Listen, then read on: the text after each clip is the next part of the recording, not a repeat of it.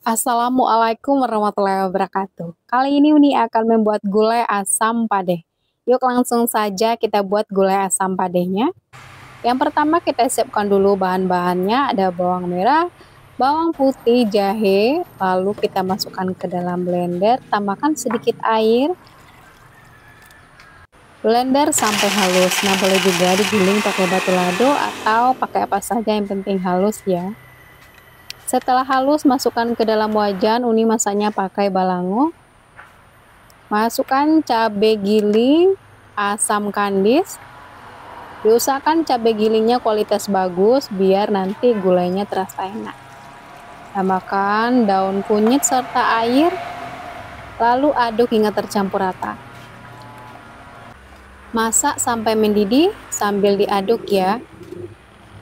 Setelah mendidih, biarkan lagi selama 5 menit atau sampai bau cabenya itu tidak langu, tidak tengi ya.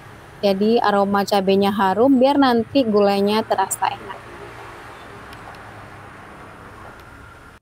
Nah, ini kuahnya atau cabenya sudah harum, baru kita masukkan ikan. Nah, Uni pakai ikan tongkol. Kebetulan ikan tongkolnya lagi murah meriah ya. Ikan tongkol yang sudah dicuci bersih, sengaja bagian kepala diletakkan di bagian bawah.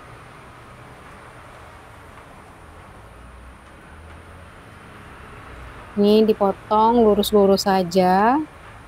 Ini ikan tongkolnya ukuran sedang. Tambahkan garam, lalu kita masak sampai mendidih.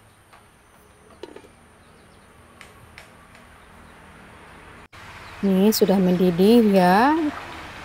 Baru kita masukkan lagi jeruk nipis, tapi karena jeruk nipis tidak ada, Uni ganti pakai belimbing wuluh ya. Masukkan juga daun ruku-rukunya. Dan masak lagi hingga belimbingnya matang.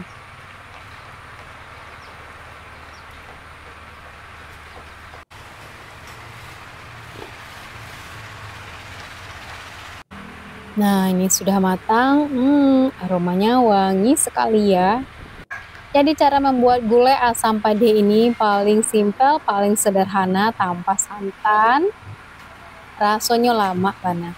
Ini hasil kuahnya kental ya, karena Uni pakai sedikit air, cabai gilingnya banyak. Ini tidak pedas, rasanya enak sekali, boleh dicoba ya. Terima kasih, selamat mencoba. Assalamualaikum warahmatullahi wabarakatuh.